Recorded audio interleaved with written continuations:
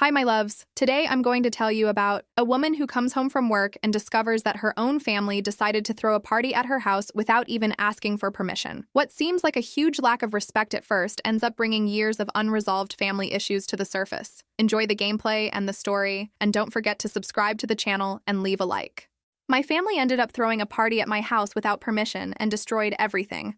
My name is Sloan, and before I tell you what my family did to my backyard, you need to understand something about me first, because otherwise none of this is going to make sense. I run a landscaping company, not some little side hustle, an actual company, with a crew of 6, commercial contracts, insurance, the whole thing. I started it with one truck and a pair of used pruning shears I bought off a guy who was retiring and didn't even haggle with me on the price because he said I had that look. I didn't know what that meant then. I do now. It means the look of someone who's going to work herself half to death to prove she deserves what she has. That's been my whole personality since I was a kid, honestly. In my family, I was always the responsible one, the fixer, the one who didn't need extra attention because I was too busy handling things. My younger sister, on the other hand, got the passes, the excuses, the soft landings every single time, for everything, forever. I got so used to being the mature one that I forgot I was allowed to be upset about anything. Let me give you one example, because if I don't, you're going to think I'm exaggerating. And I promise I'm not. When I was 17, I saved for 8 months to buy my first real set of gardening tools, working weekends at a diner to do it. My sister, who was 14 at the time, borrowed them without asking, left half of them out in the rain overnight, and when I found out, my mom told me I was being materialistic for being upset about it. Not her, me, the one whose stuff got ruined. That's the pattern over and over for basically my whole childhood. Whoever did the damage got protected, and whoever got damaged got lectured about their attitude.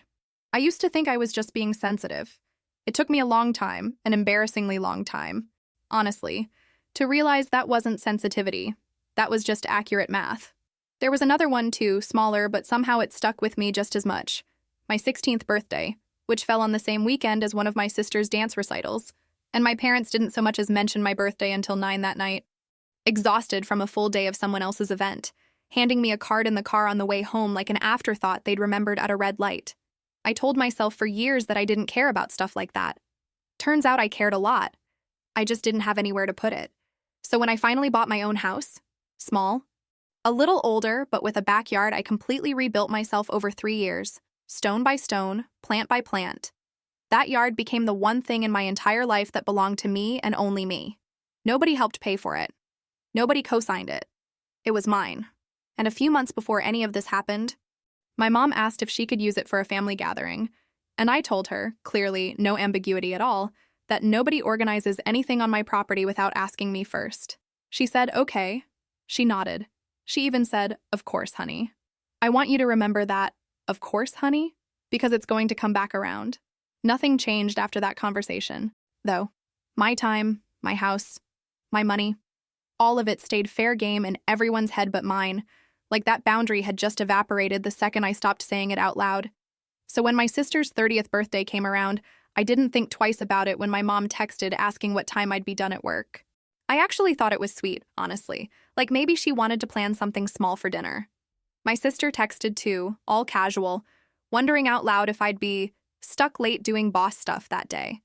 I told her probably not too late, laughed at the joke, and went to work like it was any other Tuesday.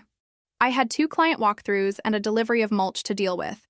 I remember being annoyed about the mulch delivery being late. That was the biggest problem in my life at 9 in the morning.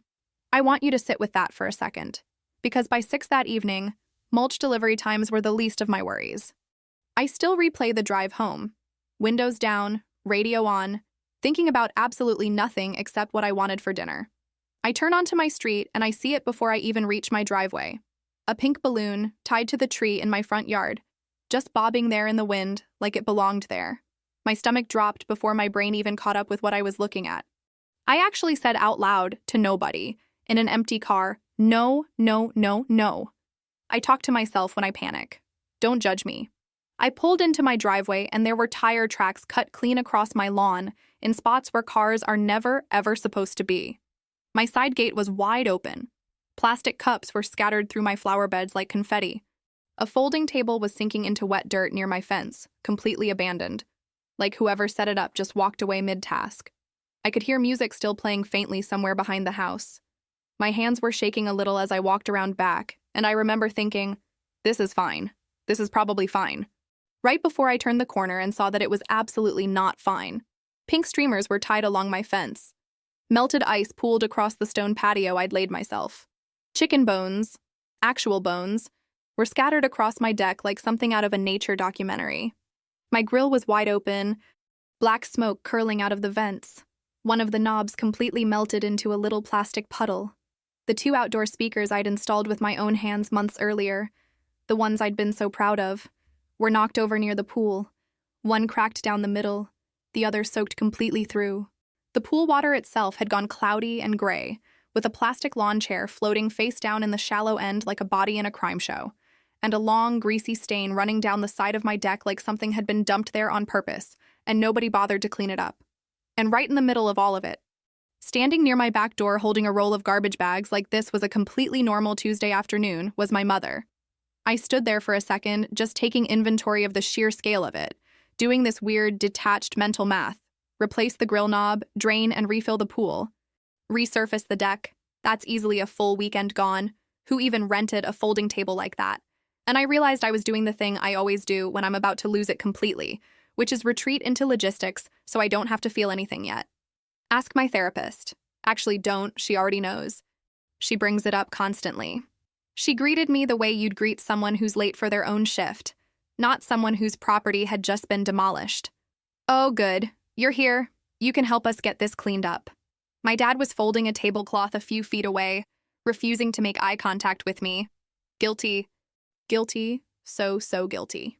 My sister was sitting near a little fire pit with a birthday sash still draped over her shoulder, laughing with 2 friends, drink in hand, not even bothering to stand up when I walked in.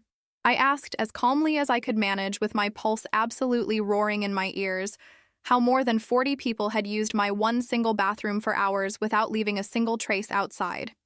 And the silence that followed told me everything I needed to know before anyone even opened their mouth. They hadn't stayed outside. Obviously, they hadn't stayed outside. I walked into my own house like a stranger casing the place. My kitchen floor was sticky under my sneakers, the kind of sticky that means spilled soda got walked through by a dozen different shoes and nobody bothered to wipe it up. Empty bottles lined the counter in a neat little row, like someone had at least tried to be polite about the mess before giving up entirely. One of my guest bedrooms had been turned into a coat check, purses and jackets piled on the bed like it was a wedding reception, and shoved half underneath the pile. I found a small framed photo that normally sat on the dresser, me and my crew at the ribbon cutting for my first real commercial contract, the day I actually felt like a business owner instead of someone playing pretend, with the glass cracked straight across my own face in the picture. It's a small thing. I know it's a small thing compared to everything else. But something about finding that specific photo broken, in that specific room, hit me harder than the pool or the grill or any of it, because it felt less like an accident and more like a metaphor I hadn't asked for. And then worst of all, I realized they'd used my garage code, the one I only ever gave out for real, actual emergencies, like it was a party favor handed out at the door. My sister rolled her eyes and called me dramatic. My mother said, and I quote, "Family shouldn't need permission." I didn't raise my voice. I want that on record. I got out my phone and I photographed every single piece of damage, methodically, room by room, corner by corner, the way I document a job site before giving a client an estimate. And then I told everyone, calmly and clearly, to get off my property. Nobody moved fast enough for my liking, so I gave them a short window, and I stood there with my arms crossed while my sister complained loudly about being kicked out of her own birthday party, as if I'd crashed her celebration instead of the other way around. Right before she left, one of her friends pulled me aside, looking genuinely sick to her stomach, and told me something that made my ears start ringing. My mother had told the entire guest list, every single person, that I already knew about the party, that I'd helped plan it myself, and that I was simply running late because of work. I stood there blinking at this poor woman, like she'd just told me the sky was a different color than I'd always believed. I thanked her and shut the door behind her. Once the house finally emptied out, the silence hit me almost harder than the mess had.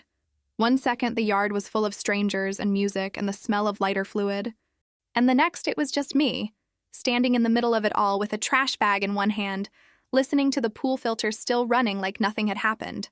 I remember standing there for a full minute just breathing before I even picked anything up, doing this weird thing where I cataloged the damage all over again just to make sure the first pass hadn't been some kind of adrenaline-fueled exaggeration.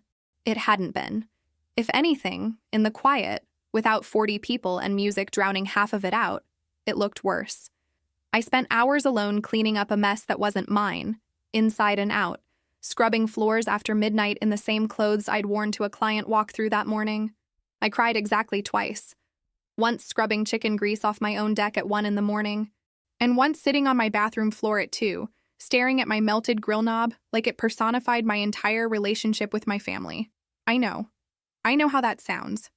I felt insane saying it out loud to myself, and I stand by it. That same night, before I let myself sleep, I changed the garage code and revoked every bit of access my parents had ever had to my house. I didn't cry a third time. I made a decision instead.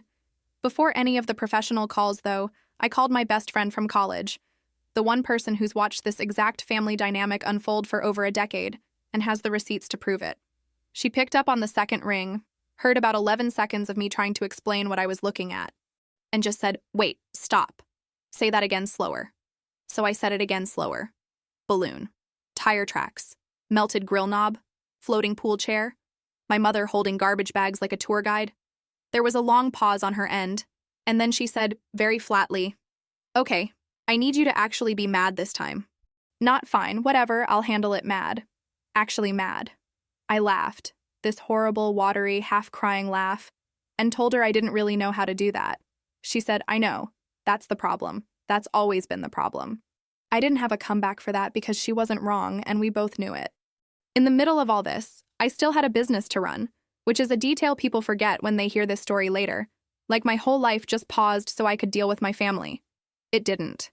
I still had a crew showing up at 6 in the morning waiting on me to assign the day's jobs. One of my guys, who's worked with me for 4 years and has seen me handle everything from broken irrigation lines to a client threatening to sue us over a tree we didn't even plant, noticed something was off almost immediately. "You good?" he asked me on day 2, watching me stare at a spreadsheet without actually reading it. I told him it was a family thing. He said, "Family thing like your uncle's annoying? Or family thing like you need to leave early?" I told him I didn't know yet. He didn't push, just said, "Well, whatever it is, the mulch order's wrong again," which honestly might have been the most grounding sentence anyone said to me that whole week. Sometimes you need someone to remind you that mulch still exists and still needs to be correctly ordered, regardless of how much your family has just detonated your backyard. The next day, I started making calls. Pool guy, grill repair, a guy who specializes in outdoor sound systems, a deck contractor who took one look at the stain and asked what exactly had been dumped there. I genuinely still don't know, and I've decided I don't want to know. I got real quotes for real damage and kept every receipt, every photo, every invoice organized in a folder on my laptop like it was a client contract. Because at that point, honestly, it basically was one. I sat with that folder for a long time before I wrote anything, going back and forth between wanting to just let it go. Because that's what I always did. That was my whole identity. And being so furious that my hands shook while I typed the itemized list. Pool cleaning and chemical rebalancing, grill knob replacement and interior cleaning, 1 cracked speaker, 1 water-damaged speaker, both requiring full replacement, deck resealing to remove the stain, landscaping repair for the tire ruts across the lawn. When I added it all up, the number stared back at me from the screen and I just sat there for a second, feeling something between vindication and grief. I decided I wasn't going to text it over like it was nothing. I was going to hand it to them myself, in person, and watch their faces while they read it, half hoping, even though I already knew better, that they'd finally feel something close to what I felt. A few days later, my parents invited me over for dinner. No mention whatsoever of what had happened, like we'd all just quietly agreed to pretend the last week never occurred. The text just said, "Dinner Sunday, 6 o'clock, bring nothing," with a little heart emoji at the end, like nothing at all had changed between us. I stared at that heart emoji for way longer than a reasonable adult should stare at a punctuation mark. I almost didn't go. I got dressed, then changed clothes twice, then sat on my bed for 10 minutes wondering if I even had it in me to sit across a table from these people and act normal. In the end, I decided I wanted to look them in the eye when I handed over that bill, Wanted to watch their faces do whatever their faces were going to do. So I got in my car with the folder on my passenger seat like a briefcase for a meeting I'd been dreading all week. I sat in my car in their driveway for a full 5 minutes, talking myself into walking inside. I do that a lot, apparently. Sit in cars working up courage. My sister was already at the table, eating like nothing had happened, completely unbothered, like her birthday hadn't ended, with me power washing chicken grease off my own deck at midnight. Halfway through dinner, I set the bill down in front of my mother and walked her through every line item out loud, my voice steadier than I actually felt inside. My sister laughed, actually laughed, and called it dramatic. Said I was acting like they'd burned the house down instead of throwing one little party. My dad wouldn't even look at the paper directly, just kept cutting his food into smaller and smaller pieces like that was somehow productive. My mother argued the numbers one by one, contesting the pool chemicals, contesting the speaker replacement, insisting that a cracked speaker was probably already cracked before the party even started, which was such an obvious lie that I almost laughed in her face. "You think I don't know what my own equipment sounds like?" I said. "I installed those speakers myself. They worked perfectly the week before." She didn't have an answer for that, so she moved on to the next line item, and the next, picking at each one like she could make the total shrink through sheer force of denial. And then, finally, out of arguments, she said flatly, coldly, that the family wasn't going to pay for a birthday celebration. And then, right there at the table, in front of all of us, she ripped it in half, then ripped those halves in half again, corners scattering across the tablecloth like confetti from a party I hadn't asked for either. Set the pieces down like she'd just closed a business meeting. "You're being insane right now," my sister said, setting her fork down like she was the one who'd been wronged. "It was a party. People have parties." "In my backyard," I said, without asking me, using my code, telling 40 people I was hosting it. "Oh my God, it's not that deep. It's $4,160 deep," I said. And I watched that number actually land somewhere behind my mother's eyes for half a second before she rearranged her face back into indignation. I didn't flinch. This part I'm actually proud of. I told her very evenly that I had a copy saved somewhere else, and that this was never going to be the only version that existed. My sister said with this little smirk that I still think about sometimes, that I always find a way to ruin everything. And for the first time in my entire life, without raising my voice, without crying, I brought up years of favoritism I'd swallowed silently since I was a kid. Every canceled plan of mine that got rearranged for her. Every mess of hers I'd quietly cleaned up while getting told to be the bigger person. I watched my mother's face go through about 4 different emotions in the span of 10 seconds. The table went cold fast after that. I pulled out my phone and showed them my sister's own social media posts, the ones she'd made public herself. Photos of guests standing right next to my melted grill, smiling for the camera. A video of someone deliberately pouring a drink over my speakers while a group of people laughed in the background. My mother accused me of stalking her, actually used the word stalking. And I told her calmly that I'd simply looked at what my sister had chosen to post for the whole world to see. I told them I was giving them one final deadline to pay, and that after that, any further communication was going to go through a lawyer I'd already contacted that morning. My dad said, in a voice I barely recognized, that I was threatening my own mother. I told him I wasn't threatening anyone, that I was asking for basic accountability for damage that was documented in photographs and receipts sitting right there on the table in front of him. I left that dinner without eating a single bite, the torn pieces of my own bill still in my hand, because I refused to leave evidence behind on their table. That ended up being the last time the 4 of us were in a room together before any formal legal action was taken.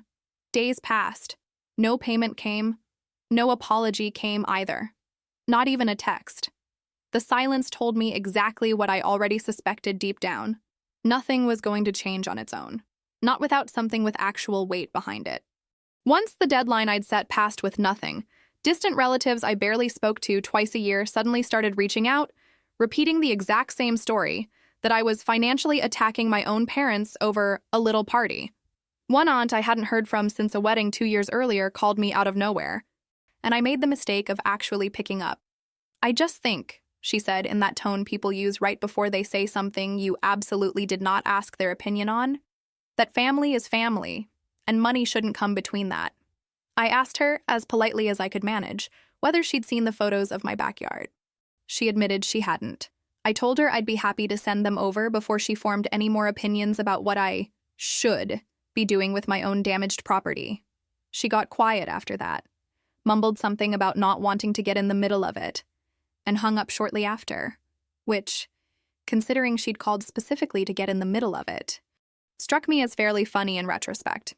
A cousin sent a long message on social media about how money changes people, which was rich coming from someone who'd asked to borrow my truck twice that year and never once said thank you.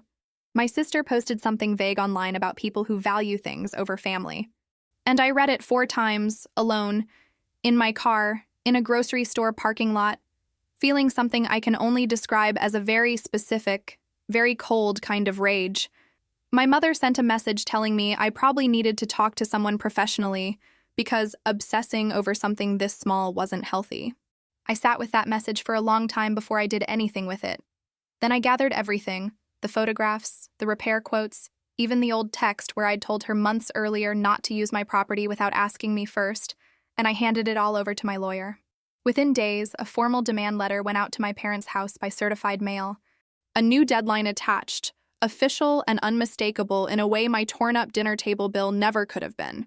That same day, my phone lit up over and over with missed calls from all 3 of them, back to back, like they'd taken turns. Frantic messages piled up in my inbox, accusing me of trying to destroy the family over money I clearly didn't even need. I did need it. By the way, business expenses don't pay themselves, but that's beside the point. I did the thing I'm not proud of here, the thing I want to admit even though it makes me look a little unhinged. I read every single one of those messages 3 or 4 times each, at 11 at night, sitting in the dark on my kitchen floor with my phone, brightness turned all the way up, letting each word sink its little hooks in deeper. I typed out 4 different responses and deleted every single one before sending. I called my best friend again, this time crying, actual tears, the kind I hadn't let myself have during the party itself. She let me spiral for a solid 20 minutes before she said, gently but firmly, "You're allowed to be the reason this finally gets fixed. That doesn't make you the bad guy." I didn't believe her that night. I mostly believe her now. I did send one text I regretted almost immediately. A short, sharp one to my sister at midnight that just said, "Hope the party was worth it." And I stared at those 3 dots appearing and disappearing on her end for what felt like forever, before she finally just left me on read. Mature, very mature. From both of us, honestly. What had started as one bad night in my backyard was turning into something bigger, something that felt less like a family disagreement and more like an actual siege, and it genuinely felt like the whole family was mobilizing against me instead of against the actual, original problem. That night, all 3 of them showed up unannounced at my front door, trying to settle everything face to face like ambushing me would somehow work better than a phone call.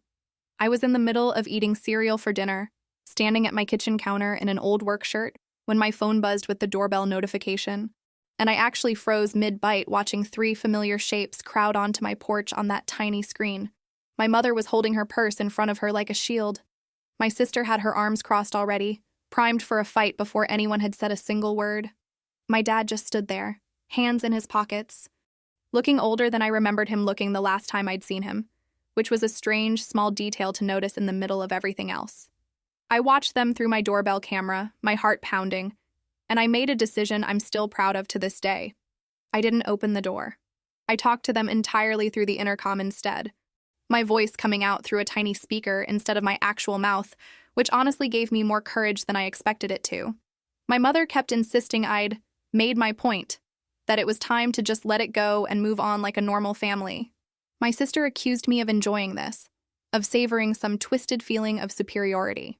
My dad told me, in a tone I'd genuinely never heard him use with me before, that I was going to regret doing this to my own family, that things were never going to go back to the way they were.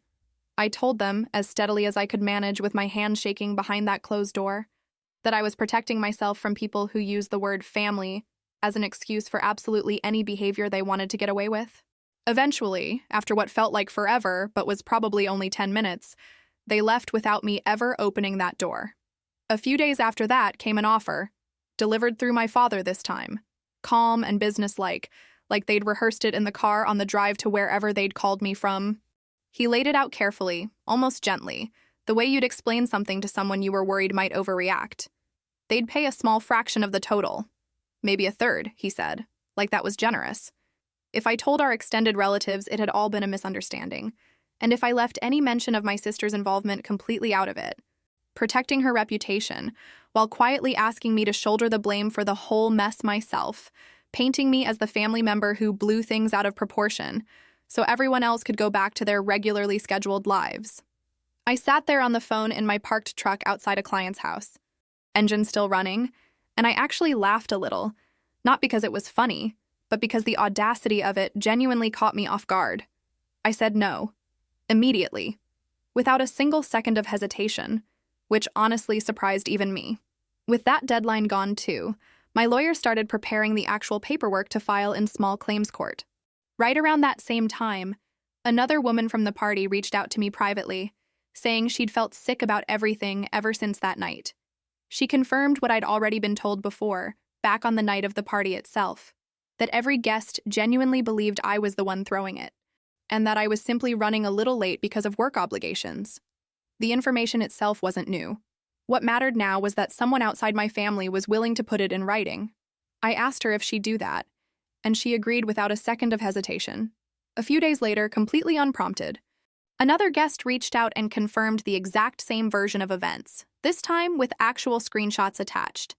And suddenly the question eating at me at 2 a.m. wasn't about money anymore at all. It was whether that lie had been something my mother improvised in a panic when someone asked where I was, or something she'd planned from the very beginning. Looking for that answer, I spent an entire Saturday night scrolling through the guest chat screenshots I'd been sent, hunting for the original invitation like it was buried treasure. My coffee going cold beside me while my best friend sat on video call, keeping me company without saying much. Just being there so I didn't have to spiral alone. Around midnight, I finally found it, forwarded from one guest to another, still sitting untouched in a chat from before the party. I dug up the original digital invitation that had gone out to the guest list, the one I'd never once seen before that moment. And there it was, in plain text, sent out days before the party. It said explicitly that the event was being hosted by me at my house. I read it maybe 6 times, like the words might rearrange themselves into something less damning if I just looked hard enough. That answered the question completely, and it landed in my stomach like a stone. The lie hadn't been improvised in some panicked moment. It had been built in from the very start, which meant my mother had spent an entire party actively maintaining a story every single time someone asked where the host had disappeared to. For the first time since I'd handed this whole thing over to my lawyer, I broke my own rule and called my sister directly, no filtering it through anyone else, no waiting for the right moment. I asked her flat out, no warm-up, whether she'd known the guests believed I had organized the whole party myself. The pause on the other end of that line lasted way too long to be simple shock, and that silence told me more in 3 seconds than any words could have. Pushed into a corner she couldn't talk her way out of, she finally admitted she'd known, days before the party even happened, that I had never given anyone permission to use my house. Even knowing that, she'd still helped confirm guest attendance. Still never once corrected anybody who asked her directly if everything was fine with the person whose property they were standing on. I asked her, my voice breaking slightly despite my best efforts, why she let an entire room of people believe a lie that made me out to be the host of an event I didn't even know existed. She tried to explain that she never imagined things would spiral this far, but she never once denied being part of covering it up in real time, standing right there, letting it happen. That phone call changed how I understood the entire situation. This wasn't one impulsive decision made by my mother in a moment of chaos. This was something sustained consciously by more than one person over the course of an entire evening. I ended the call without accepting her rushed, half-formed apology. When I told my lawyer everything I'd just heard, she said it mattered emotionally more than I probably realized in the moment, but that the case itself was still built primarily on the invitation, the messages, the photographs, and the written statements we already had sitting in front of us. The paperwork was eventually filed, and the court date was set weeks out. By the time it started getting close, we were already approaching 4 months since the party. With all that evidence lined up and our court date getting uncomfortably close, I sat down with my lawyer to go over exactly what small claims court would actually look like, because up to that point it had all felt abstract, like a threat I was making rather than a real thing that was actually going to happen. She walked me through it in plain language, no legal jargon, told me the judge would want to see receipts and dates and clear documentation, not emotional arguments, which was honestly a relief, because I had plenty of documentation and I was tired of my emotions being treated like the whole case. "You've basically already built this case for me," she said, flipping through the folder I'd handed over weeks earlier, the photos organized by room, the quotes labeled and dated. "Most clients don't come in this prepared." I told her landscaping teaches you to document everything, because clients will absolutely try to claim you damaged something that was already broken before you ever showed up. She laughed and said that tracked. For the first time in weeks, sitting in that office with the afternoon light coming through the blinds, I felt something other than dread about the whole situation. I felt for just a second like I might actually win. That feeling didn't last long, if I'm honest. The week before our court date, I barely slept. I kept running through what I'd say if the judge asked me questions I hadn't prepared for, rehearsing answers out loud in my truck at red lights like a crazy person, getting genuinely irritated with myself over how much this was living in my head rent-free. I called my best friend the night before, not even really to talk about the case, just to have her on the line while I folded laundry, because the silence in my house had started to feel loud in a way I didn't love. "You're going to be fine," she said. "You have receipts, you have photos, you have text messages." This isn't a courtroom drama. It's a Tuesday afternoon in front of a very bored judge who's seen way worse than a ruined birthday party. I told her that was oddly comforting. She said, "That's the goal." I fell asleep around 1 a.m. with my closing thoughts still half formed in my head, half convinced I'd be standing in front of a judge within the week. It was right in the middle of all that anxious prep that my father reached out, asking for a sit-down meeting to try and settle things before we ever actually set foot in front of a judge. We met at my lawyer's office, on her turf instead of ours, which felt important somehow. My parents and my sister sat across the table from me and my attorney, all three of them in clothes that looked a little too formal for what this actually was. My mother looked more exhausted than angry, dark circles under her eyes that I hadn't noticed at dinner. My father looked like he was holding something back with everything he had left in him. My lawyer laid out a number that combined the original damages with everything the entire process had cost by that point. Her fees, the certified letters, all of it. When they started arguing over how to divide the payment between them, my father actually suggested, out loud, in front of everyone, that part of it should come from my sister, since the party had technically been thrown in her name, and since she'd known the whole time there was no permission. "You told me Sloan knew about the party," my father said to my mother, his voice low but sharp in a way I'd genuinely never heard from him before. "You told me she was fine with it." "I told you it would blow over," my mother snapped back. "It didn't blow over. It's been 4 months and we're in a lawyer's office." My sister sat there getting smaller and smaller in her chair, and for once in her life she didn't have a quick comeback ready, for the first time in this entire ordeal. The three of them started arguing openly with each other about who had actually caused all of this, voices rising, old resentments I'd apparently never even known about surfacing in real time. Under that pressure, my mother finally admitted, out loud, in front of everyone in that room, including my lawyer, that my sister had known about the missing permission long before that party ever started. With the tension in that room thick enough to choke on, each of them signed their respective piece of the settlement. My parents paid their portion within days, transferring the money almost too quickly, like they wanted this whole thing gone from their lives as fast as possible. My sister took several extra weeks to scrape together her share, which honestly told me plenty on its own. She'd treated the entire party and everything surrounding it like none of it was a big deal. But suddenly paying her share of the damage required a payment plan and 3 separate excuses about her paycheck timing. Once the full amount finally cleared, my lawyer formally closed the case, and I sat in my kitchen that evening with the confirmation email open on my laptop, feeling strangely empty instead of triumphant, the way you feel after finally finishing a huge project at work and realizing the finish line didn't come with the fireworks you'd been picturing the whole time you were grinding toward it. With the money in hand, I finished the repairs I'd already started paying for out of pocket months earlier. New grill knob, pool cleaned and rebalanced, replaced speakers, resealed deck, repaired the worst of the landscaping damage.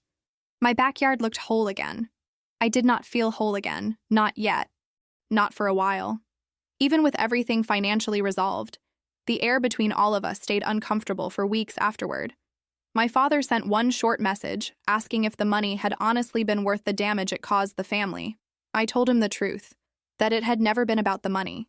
Not once, not for a single second of this entire thing, and that if any of them had just apologized at that first dinner instead of ripping up a piece of paper, none of the rest of it would have ever happened.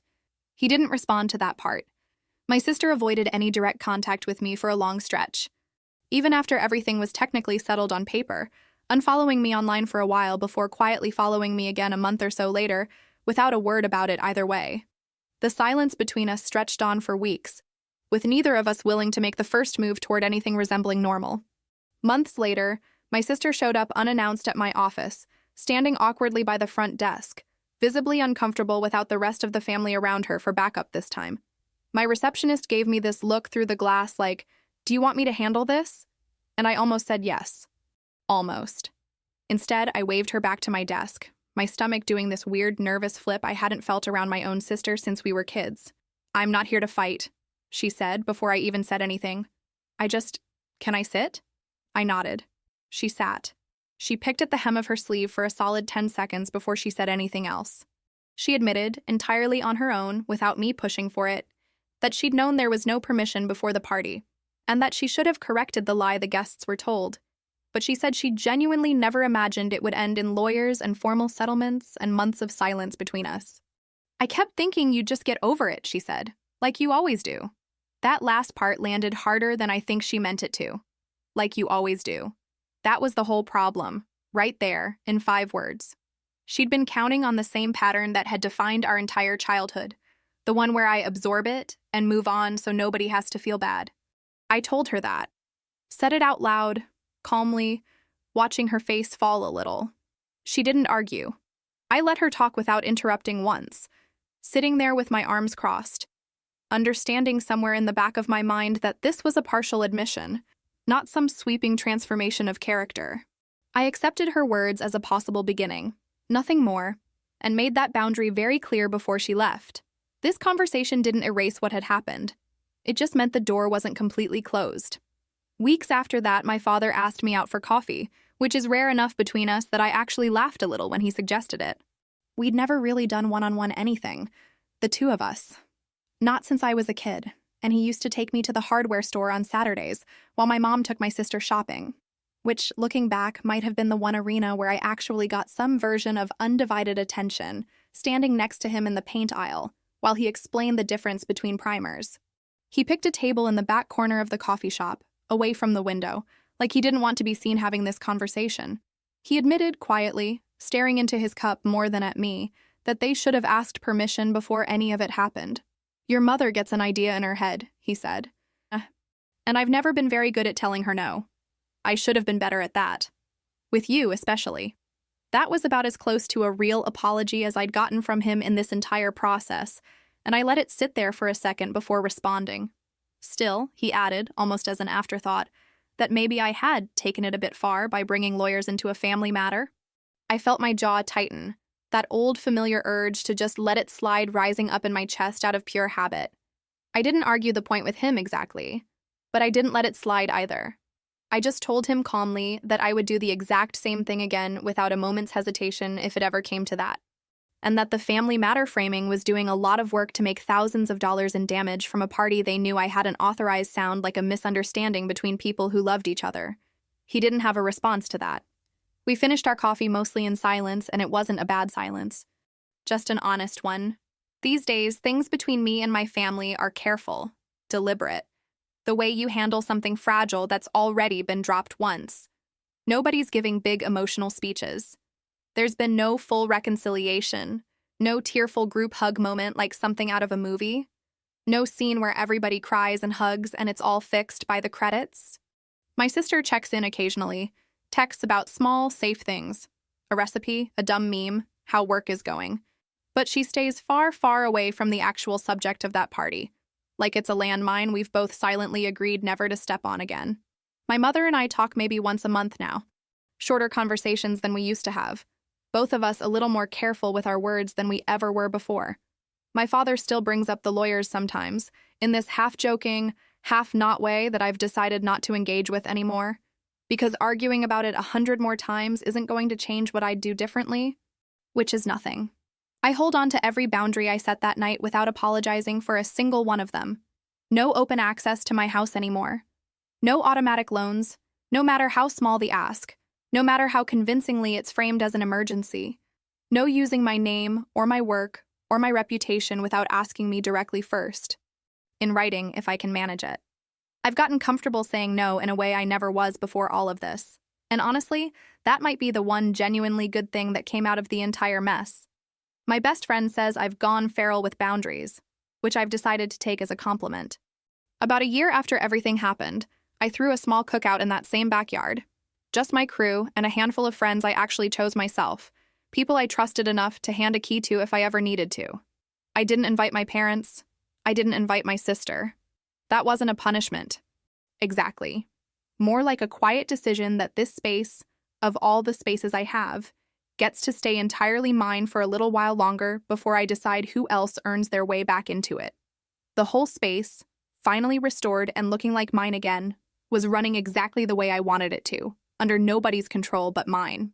Grill working perfectly, no melted knobs, pool water so clear you could see straight to the bottom.